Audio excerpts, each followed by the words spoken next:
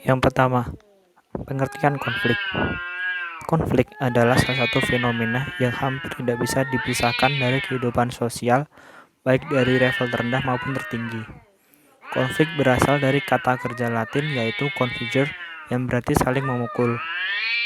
Secara sosiologis, konflik dapat diartikan sebagai suatu proses sosial antara dua orang atau lebih, atau bisa juga disebut kelompok, di mana salah satu pihaknya itu berusaha menyingkirkan pihak lain dengan cara menghancurkan atau membuatnya tidak berdaya.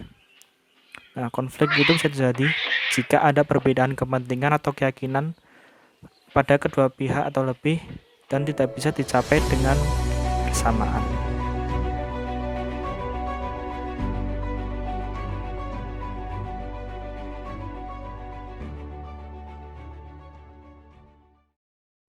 Yang kedua, latar belakang.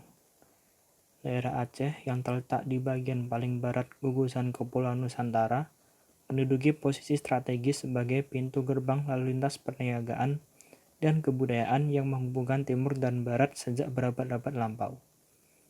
Aceh sering disebut-sebut sebagai tempat persinggahan para pedagang Cina, Eropa, India, bahkan Arab, sehingga menjadikan Aceh menjadi daerah pertama masuknya budaya dan agama di Nusantara.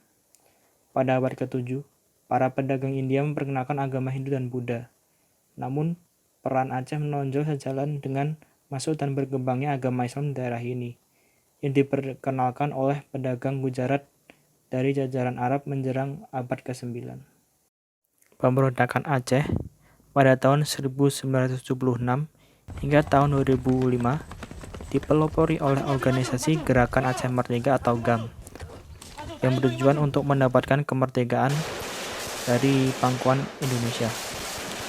Secara umum, konflik daerah Aceh dilatar belakangi oleh perbedaan budaya antara Aceh dan banyak daerah lain di Indonesia. Pada awalnya, gerakan ini dicetuskan oleh para golongan intelektual yang merasa kecewa dengan kebijakan pembangunan di Aceh. Hal ini terkait dengan penyelenggaraan pemerintahan di bawah orang-orang dari suku Jawa. Golongan intelektual berpendapat bahwa telah terjadi kolonialisasi Jawa atas masyarakat dan kekayaan alam di Aceh. Untuk mendapatkan dukungan dari masyarakat, kalangan pemuda, serta tokoh-tokoh agama di Aceh. Selanjutnya adalah penyebab konflik di Aceh. Ditolaknya proposal kebebasan menerapkan syariat Islam. Pada saat masa-masa pra kemerdekaan, masyarakat Aceh membuat sebuah permintaan kepada Presiden pertama kala itu Insinyur Soekarno untuk bebas menerapkan segala syariat yang ada dalam Islam sebagai hukum di Aceh. Namun hal itu tidak ditepati oleh Soekarno karena beliau merasa tidak adil jika menerapkan hukum berbeda di suatu daerah. Selanjutnya adalah ekonomi. Masalah utama yang berkaitan dengan masalah ekonomi di Aceh adalah terkait pendapatan yang diperoleh dari industri minyak dan gas di Aceh atau migas. Hal itu disebabkan karena pemanfaatan yang dianggap tidak adil dari sumber daya alam Aceh. Aceh adalah salah satu penyumbang terbesar migas, tetapi pendapatan itu lebih banyak disalurkan ke pusat dan kurang dirasakan manfaatnya bagi masyarakat Aceh itu sendiri. Selanjutnya adalah penyelesaian konflik yang ada di Aceh. Semenjak tahun 1976, Aceh telah menjadi pusat perhatian dunia karena konflik berkepanjangan antara pemerintah Indonesia dan Gerakan Aceh Merdeka.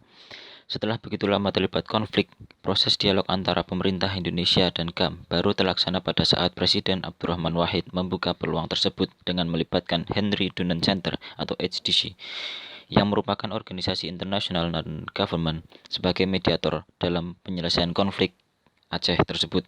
Keterlibatan HDC ini tentu saja telah disepakati oleh kedua belah pihak, namun upaya yang dilakukan oleh HDC ini selalu gagal.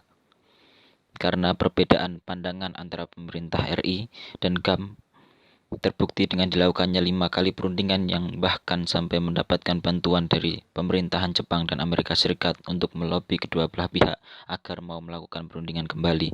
Namun usaha tersebut masih belum menemukan hasil. Setelah berakhirnya proses mediator HDC, maka proses perundingan berikutnya dilanjutkan oleh Crisis Management Initiative atau CMI. CMI merupakan sebuah lembaga swadaya masyarakat internasional bergerak dalam bidang resolusi konflik yang menjadi mediator antara pemerintah Indonesia dan GAM selanjutnya. Dengan melihat pengalaman dari SDC yang telah gagal dalam mendamaikan perseteruan antara pemerintah RI dan GAM tersebut, CMI tidak mau salah langkah dengan memulai mempelajari semua hambatan-hambatan yang ditemani oleh SDC yang merupakan mediator sebelumnya, dengan tujuan agar dapat tercipta suatu formula penyelesaian konflik yang lebih baik dan dapat diterima oleh pemerintah Indonesia maupun GAM. Proses mediasi oleh CMI ini dimulai dengan 5 tahapan perundingan informal, sehingga pada perundingan formal dapat dicapai Memorandum of Understanding atau MOU, perdamaian antara pemerintah Indonesia dan GAM. Kemudian, melalui proses mediasi inilah akhirnya perdamaian antara pemerintahan Indonesia dengan GAM dapat dicapai. Hal ini ditandai dengan ditandatanganinya Nota Kesepahaman Perdamaian atau MOU pada tanggal 15 Agustus 2005 di Helsinki, Finlandia. Dan dari desain perundingan di Helsinki dapat mendorong penyelesaian konflik secara permanen, bukan gencatan senjata semata.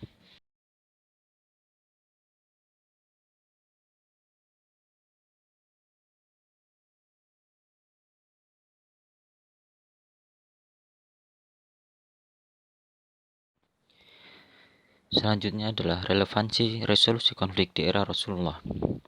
Dalam proses penyelesaian konflik tersebut, jika direlevansikan dengan resolusi konflik pada era Rasulullah, dapat kita lihat pada ketika peletakan Hajar Aswad dan pada Piagam Madinah, yang mana ketika proses peletakan Hajar Aswad berlangsung, terjadi perselisihan antara beberapa klan tentang siapa yang akan mengangkat batu Hajar Aswad tersebut dan memasangnya ke Ka'bah.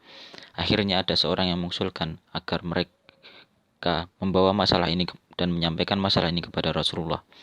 Dan sungguh bijak keputusan yang diambil oleh Rasulullah dengan mengambil sebilah kain dan meletakkan batu tersebut di tengah kain dan meminta kepada semua perwakilan klan tersebut untuk memegang ujung kain dan mengangkatnya bersama-sama hingga sampai ke Ka'bah. Dan Nabi Muhammad SAW pun meletakkan batu tersebut. Tidak ada klan yang kecewa apalagi bertikai dengan ide brilian Nabi tersebut.